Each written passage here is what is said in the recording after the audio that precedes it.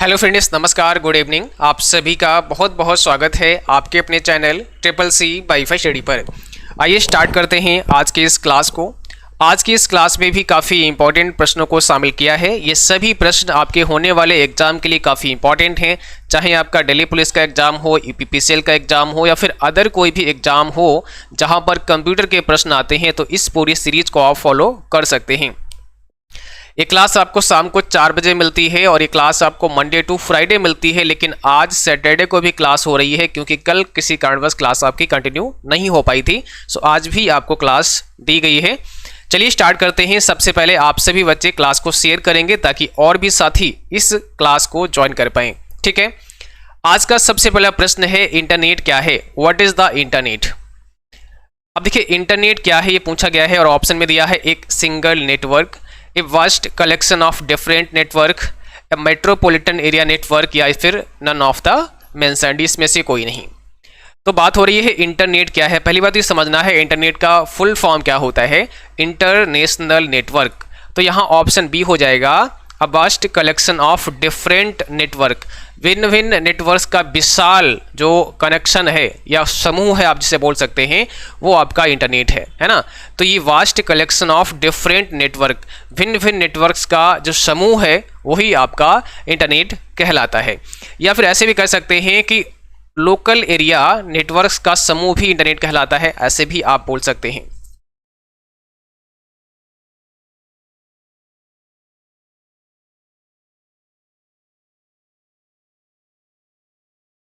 तो आज का सबसे पहला प्रश्न है, इंटरनेट क्या है? What is the internet? अब देखिए, इंटरनेट क्या है ये पूछा गया है। सबसे पहले ये समझना है कि इंटरनेट का फुल फॉर्म क्या होता है। तो इंटरनेट का फुल फॉर्म होता है इंटरनेशनल नेटवर्क। ठीक है, इंटरनेशनल नेटवर्क। तो यहाँ पर सही जवाब क्या हो जाएगा? ऑप्शन बी हो जाएगा, a vast collection of different network. भिन्न भिन्न नेटवर्क का विशाल कलेक्शन, विशाल समूह ही इंटरनेट कहलाता है। अगला सवाल है, इंटरनेट से जोड़ने के लिए कंप्यूटर को किससे जोड़ना पड़ता है? अगर आप इंटरनेट से जोड़ना चाहते हैं तो कंप्यूटर को किससे जोड़ना पड़ेगा? To join the internet the computer has to be connected to a internet architecture board, internet society, internet service provider, या फिर नन ऑफ दीज, इसमें से कोई नहीं। तो सेकेंड प्रश्न का जवाब करेंगे। इसमें सही जवाब क्या हो जाएगा? इसमें सही जवाब हो जाएगा option C, internet service provider. अगर हम इंटरनेट से जोड़ना चाहते हैं तो कंप्यूटर को इंटरनेट सर्विस प्रोवाइडर से जोड़ना पड़ेगा। मीन आपको इंटरनेट का कनेक्शन लेना पड़ेगा, तभी आप इंटरनेट का यूज कर पाएंगे। तीसरा सवाल है, एक स्थानीय टेलीफोन नेटवर्क के तारों पर डिजिटल डेटा संचारित करके इंटरनेट का उपयोग किसके द्वारा प्रदान किया जाता है या प्रदाता है? ठीक है, आंसर दीजिएगा। Internet access by transmitting digital data over the wires of a local telephone network is provider by, अभी किसके द्वारा प्रोवाइड किया जाता है? Leased line, digital subscriber line, digital single line, या फिर इसमें से कोई नहीं। तो ऑप्शन यहाँ पर हो जाएगा बी, डिजिटल सब्सक्राइबर लाइन। ठीक है, DSL के द्वारा ये प्रोवाइड किया जाता है। देखिए, डिजिटल सब्सक्राइबर लाइन यानी DSL is a family of technologies that are used to transmit digital data over telephone line, यानी एक ऐसी टेक्नोलॉजी है जो डेटा को टेलीफोन लाइन के माध्यम से ट्रांसफर करती है। In telecommunication marketing, the term DSL is widely understood to mean asymmetric digital subscriber line, the most commonly installed DSL technology for internet access। ठीक है, यानी यहाँ पर जो डेटा है वो टेलीफोन लाइन के द्वारा ट्रांसमिट किया जाता है। चलिए, इस क्लास के बाद इसका PDF भी मिल जाएगा, तो ये सभी नोट्स आप पढ़ सकते हैं और हमने अपने टेलीग्राम चैनल का लिंक दे दिया है डिस्क्रिप्शन बॉक्स में, या फिर RMPV एजुकेशन को आप सर्च कर सकते हैं टेलीग्राम पर और वहाँ से ज्वाइन हो सकते हैं, वहाँ पर PDF आ जाएगा। ISP अपने नेटवर्क के बीच इंटरनेट ट्रैफिक का आदान प्रदान किसके द्वारा करता है? ISP यानी इंटरनेट सर्विस प्रोवाइडर। तो ISP अपने नेटवर्क के बीच इंटरनेट ट्रैफिक का आदान प्रदान किसके द्वारा करता है? Internet exchange point, subscriber and point, ISP and point, या इसमें से कोई नहीं। तो यहाँ पर ऑप्शन पहला हो जाएगा इंटरनेट एक्सचेंज पॉइंट के माध्यम से, ठीक है। यानी आईएसपी अपने नेटवर्क के बीच इंटरनेट ट्रैफिक का आदान प्रदान किसके द्वारा करता है? इंटरनेट एक्सचेंज पॉइंट के द्वारा करता है। अगला सवाल है, निम्न में से कौन सा प्रोटोकॉल इंटरनेट में उपयोग नहीं किया जाता है? कौन सा प्रोटोकॉल ऐसा है जो इंटरनेट में उपयोग नहीं किया जाता है? और अगर ऐसे कोई बच्चे देख रहे हैं जिनका ट्रिपल सी का एग्जाम है, तो आपको बता दें आपके लिए भी ये क्लास काफ़ी हेल्पफुल है, जिनका भी ट्रिपल सी का एग्जाम है, क्योंकि ट्रिपल सी में भी इस प्रकार से बहुत सारे प्रश्न आते हैं। बस उसमें यह है कि एमएस ऑफिस से ज़्यादा नहीं आते हैं, लिब्रो ऑफिस से आते हैं। बाकी सारे जो क्वेश्चन यहाँ पर हम डिस्कस कर रहे हैं ये आप सबके लिए भी इंपॉर्टेंट हैं जो ट्रिपल सी का पेपर देने वाले हैं, ठीक है। तो आप लोग भी इसको देख सकते हैं। निम्न में से कौन सा प्रोटोकॉल इंटरनेट में उपयोग नहीं किया जाता है, ये पूछा है आपसे। तो यहाँ पर ऑप्शन बी हो जाएगा DHCP, इसका इंटरनेट में इस्तेमाल नहीं होता है। बाकी HTTP का होता है, DNS का होता है। DNS मतलब एक डोमेन नेम सिस्टम होता है, ध्यान रखना है, बट DHCP यहाँ पे करेक्ट आंसर आपका हो जाएगा। अगला सवाल है, IPv6 एड्रेस का आकार होता है। IPv6 एड्रेस का साइज पूछा है यहाँ पे। देखिए अब यहाँ IP के बारे में पूछता है आपसे, तो कई बार पूछता है IPv4 का साइज बताओ, ठीक है। तो ये 32 बिट का होता है, और IPv6 का साइज पूछें तो 128 बिट का होता है, 128 बिट का होता है, ठीक है। दूसरा यहाँ पर देखो, जैसे एग्जाम्पल के थ्रू आप थोड़ा समझ सकते हैं, ये 128 बिट का आपका IP एड्रेस है, और यहाँ पर जो IP एड्रेस होता है वो अल्फ़ा न्यूमेरिक होता है। इसमें अल्फ़ाबेट भी होते हैं और नंबर्स भी होते हैं, और इसमें जो IP एड्रेस के जो ब्लॉक्स होते हैं ना, इनको यहाँ कॉलन से अलग किया जाता है, यहाँ कॉलन का यूज किया जाता है। तो यहाँ देख सकते हैं ये आपका नेटवर्क पार्ट हो गया जो 48 बिट का होता है, फिर ये 16 बिट का सबनेट आईडी होती है, और 64 बिट का क्लाइंट आईडी होती है। टोटल 128 बिट होता है। एक पूरा जो ब्लॉक होता है ये वाला, ये आपका 16 बिट का होता है। कितने का होता है? 16 का होता है, ठीक है। और ऐसे कितने ब्लॉक होते हैं? 8 ब्लॉक होते हैं। जैसे एक यहाँ हो गया, दूसरा ये हो गया, तीसरा ये हो गया, चौथा, पाँचवा, छठा, सातवां, आठवां, टोटल 8 ब्लॉक होते हैं। और इसमें अगर आपसे पूछें कि IPv6 का जो एक डिजिट है ना वो कितने का होता है, तो 4 बिट का होता है। एक डिजिट 4 बिट का होता है, इसलिए पूरा 128 बिट का होता है। इंटरनेट किस पर कार्य करता है? इंटरनेट किस पर कार्य करता है? इंटरनेट जो है वो पैकेट स्विचिंग पर काम करता है या सर्किट स्विचिंग पर काम करता है? तो याद रखना है ऑप्शन पहला, इंटरनेट जो होता है वो पैकेट स्विचिंग का यूज करता है। अभी पैकेट स्विचिंग क्या होता है? देखिए पैकेट स्विचिंग विभिन्न नेटवर्कों में डेटा के छोटे टुकड़ों का स्थानांतरण है। ये डेटा खंड या पैकेट तेज, अधिक कुशल डेटा स्थानांतरण की अनुमति देते हैं। अक्सर जब कोई उपयोगकर्ता एक फाइल को नेटवर्क पर भेजता है तो यह एक टुकड़े में नहीं बल्कि छोटे डेटा पैकेट में स्थानांतरित हो जाती है।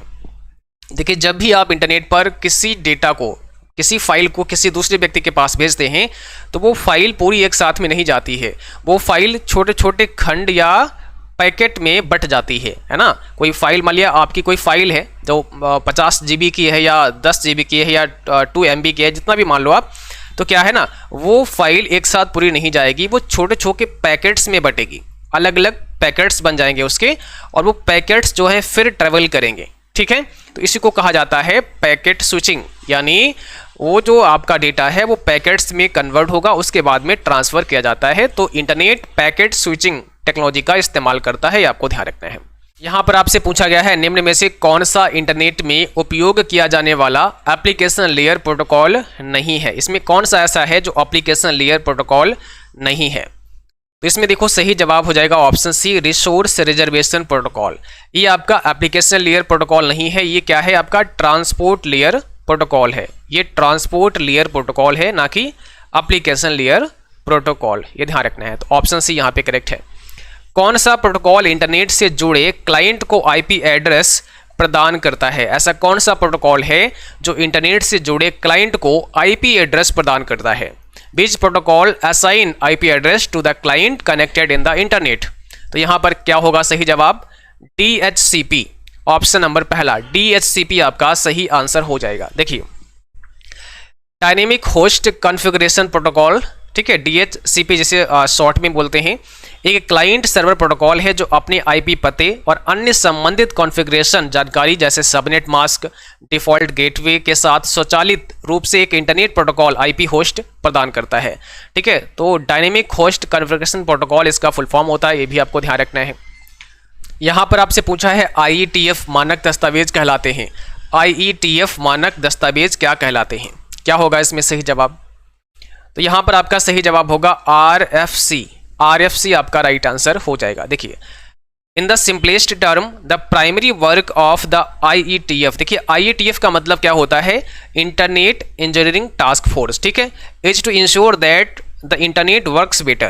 The organization does this by creating relevant and high quality technical documents that can change how everyone use, design and manage the internet. अब देखिए इसका जो मुख्य काम क्या है, जो IETF है, इसका प्राथमिक कार्य ये होता है, यह सुनिश्चित करना है कि इंटरनेट बेहतर तरीके से काम करे। ठीक है, संगठन ऐसा प्रासंगिक और उच्च गुणवत्ता वाले तकनीकी दस्तावेज बनाकर करता है जो ये बदल सकते हैं कि हर कोई इंटरनेट का उपयोग, डिजाइन और प्रबंधन कैसे करता है।